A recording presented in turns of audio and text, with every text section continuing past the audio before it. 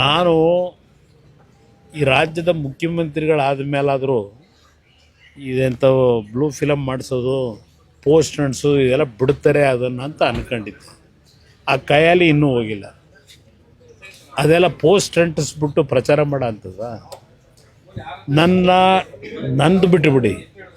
Even ನನ್ನ ಹೆಂಡ್ತಿದ್ದು photo ಹಾಕೋರು, ನಂದು 100 ಎಕರೆ ಅಂತ ಅದೇನೋ ನಿಖಿಲ್ದು ನಂದು ಹಾಕೋರಲ್ವೇ. 46 ಎಕರೆ 40 ವರ್ಷದ ಹಿಂದೆ ಕಷ್ಟಪಟ್ಟು ಸಂಪಾದನೆ ಮಾಡಿರೋ ಜಮೀನು. ಅದು ಬಿಟ್ಟು ನನ್ನ ಹೆಸರಲ್ಲಿ ಇನ್ಯಾವ ಜಮೀನಿದೆ? 100 ಎಕರೆ ಅಂತೇನು ಹಾಕೊಂಡವ್ರಲ್ಲ ಪೋಸ್ಟ್ರಲ್ಲಿ. ಇನ್ನು ನೀತಾ ಮೇಡಮ್ ಅವ್ರದ್ದು 36-37 ಎಕರೆ ತಗೊಂಡವ್ರೆ. ಖರೀದಿ ಮಾಡಿರೋದು. ಖರೀದಿ ಮಾಡಿರೋ ಜಮೀನ ಯಾವನೋ ಪೋಸ್ಟ್ ಹಾಕೊಂಡು ಅವ್ರ ಹೆಸ್ರಿನಲ್ಲಿ ಹಾಕ್ಬಿಟ್ಟು ನನಗೆ ಜಮೀನು ಕೊಡಿಂದರೆ ಬೆನಗಾನಹಳ್ಳಿಲಿ ಸತ್ತೋದವ್ರು ಹೆಬ್ಬೆಟ್ಟು ತೋರಿಸಿ ಜಮೀನು ತಗೊಂಡಂಥ ವ್ಯಕ್ತಿ ಈ ಪೋಸ್ಟನ್ನ ಈಗ ಅವ್ರ ಬೆಂಬಲಿಗೆ ಹೇಳಿ ಹಾಕ್ಸ್ಕೊಂಡು ಇದರಲ್ಲಿ ಪ್ರಚಾರ ಮಾಡ್ತೀನಿ ಅಂದರೆ ಜನ ನಂಬ್ತಾರ? ಮುಖ್ಯಮಂತ್ರಿ ಆದಾಗಲಾದರೂ ಒಂದು ಸ್ಟ್ಯಾಂಡರ್ಡ್ ಬೇಡವಾ? ಒಂದು ಸ್ಟ್ಯಾಂಡರ್ಡ್ ಇಲ್ಲದೆ ಈ ರೀತಿಯ ನಡವಳಿಕೆ ಇವತ್ತು ಈ ರಾಜ್ಯ ಯಾವ ಪರಿಸ್ಥಿತಿ ಹೋಗುತ್ತೆ ಅನ್ನೋದನ್ನು ಯೋಚನೆ ಮಾಡಬೇಕು. ಕುಟುಂಬದವ್ರನ್ನ ಫೋಟೋ ಎಲ್ಲ ಹಾಕಿ ಇದು ವಿಕೃತ ಮನಸ್ಸು. ಅದು ಅಷ್ಟೇ ವಿಕೃತ ಮನಸ್ಸು. ಅದು ಹೇಳದ್ನಲ್ಲ, ಇದು ಮೊದಲಿಂದಲೂ ಬಂದಿರೋದು ಇದರಲ್ಲೇ. ಈ ಕೈಯಲ್ಲಿ ಬಂದಂಥ ವ್ಯಕ್ತಿ ಈಗಲೂ ಇದನ್ನೇ ಮುಖ್ಯಮಂತ್ರಿ ಆದಮೇಲಾದರೂ ಆ ಮುಖ್ಯಮಂತ್ರಿಯ ಕುರ್ಚಿಗಾದರೂ ಗೌರವ ಬೇಡವಾ? ಈ ರೀತಿ ಪೋಸ್ಟ್ಗಳು ಹಾಕ್ಕೊಂಡು ಇವತ್ತು ಪ್ರಚಾರ ಮಾಡ್ಕೊಂಡು ಅಪ್ರಚಾರ ಮಾಡ್ಕೊಂಡು ಅಶೋಕ್ ಅವ್ರ ಮೇಲೆ, ಅಲ್ಲಿಂದ ವಿಜೇಂದ್ರ ಮೇಲೆ, ಅಲ್ಲಿಂದ ನಾರಾಯಣ ಸ್ವಾಮಿ ಮೇಲೆ ತಪ್ಪು ಮಾಡಿದರೆ ಮುಖ್ಯಮಂತ್ರಿ ಆ್ಯಕ್ಷನ್ ತಗೊಳ್ಳೋಕೆ ಹೇಳಿ ಅಧಿಕಾರಿಗಳಿಗೆ. ಪೋಸ್ಟ್ನಲ್ಲಿ ಸುಮ್ಮನೆ ಹಾಕೊಂಡು ಪಾಪ ಇಲ್ಲಿವರೆಗೆ ಕಾಂಗ್ರೆಸ್ನ ಮಂತ್ರಿಗಳು ಶಾಸಕರದೇ ನಡೆದೋಯ್ತು, ವಿಧಾನಸಭೆ ಕಲಾಪದಲ್ಲಿ ನಡೆದೋಯ್ತು, ಮತ್ತು ಅವ್ರನ್ನ ಬಾಯ ಮುಚ್ಚಿಸಿದ್ರು. ಸದ್ಯ ಹೇಳ್ತೀವಿ ಅಂತೇಳಿ ಬಾಯ ತೆಗಿಲಿಲ್ಲ ಅವರು.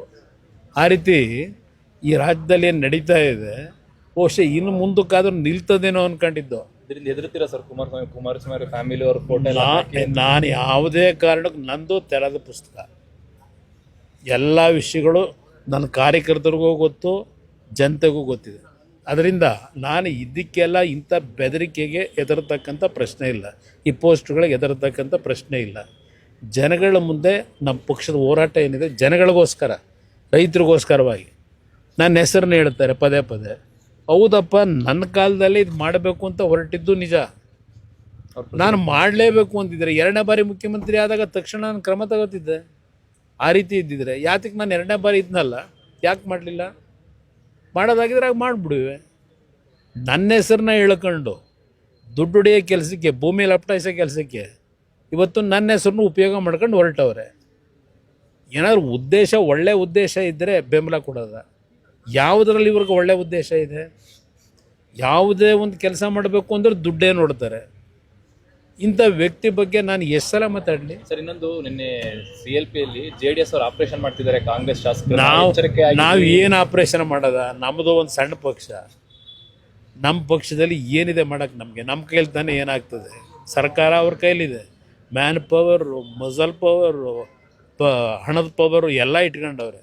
ಅವ್ರ ಮುಂದೆ ನಾವು ಫೈಟ್ ಮಾಡೋಕ್ಕಾಗುತ್ತಾ? ನಾವು ನಮ್ಮ ಪಕ್ಷದ ಮತಗಳು ಚಲಾಪಿಲಿ ಆಗಬಾರ್ದು, ನಮ್ಮ ಪಕ್ಷದ ಮತ ಒಟ್ಟಾಗಿರಬೇಕು ಅನ್ನೋದಕ್ಕೆ ಕ್ಯಾಂಡಿಡೇಟ್ ಹಾಕಿದ್ದೀವಿ. ನಾವೇನು ಗೆದ್ದೇ ಬಿಡಬೇಕು ಏನಾದರೂ ಮಾಡಿ ಕುತಂತ್ರದ ಮುಖಾಂತರ ಅನ್ನೋ ಪ್ರಶ್ನೆ ಇಲ್ಲ. ಈಗ ನಮ್ಮ ಅಭ್ಯರ್ಥಿ ಅರ್ಜಿ ಹಾಕಬೇಕಾದ್ರೆ ಹೇಳಿದ್ದಾರೆ ಆತ್ಮಸಾಕ್ಷಿ ಮತ ಕೊಡಿ ಅಂತ ಕೇಳಿದ್ದಾರೆ. ಇದು ಹೊರತುಪಡಿಸಿ ಏನಿದೆ? ಇವತ್ತು ನಮ್ಮ ಜೊತೆಗೆ BJP ಪಕ್ಷದ ಸರ್ಪ್ಲಸ್ ಓಟಿದೆ. ಆ ಓಟಿಗೆ BJP ನಾಯಕರಿಗೆ ಮನವಿ ಮಾಡಿದ್ದೇವೆ. ನಾವು ನಮ್ಮ ಓಟನ್ನು ಭದ್ರವಾಗಿ ಇಟ್ಕೋಬೇಕು ಅನ್ನೋದಕ್ಕೋಸ್ಕರ ಮಾಡಿದ್ದೀವಿ ಅಷ್ಟೇ. ಅಲ್ಲಿನ ಆಂತರಿಕ ಭಿನ್ನಮತ ಏನಾದರೂ ನಿಮಗೆ ಪ್ಲಸ್ ಆಗ್ಬೋದು ಅನ್ನುವಂಥ ಲೆಕ್ಕಾಚಾರ? ನೋಡೋಣ, ಅದು ಭಗವಂತ ಇಚ್ಛೆ.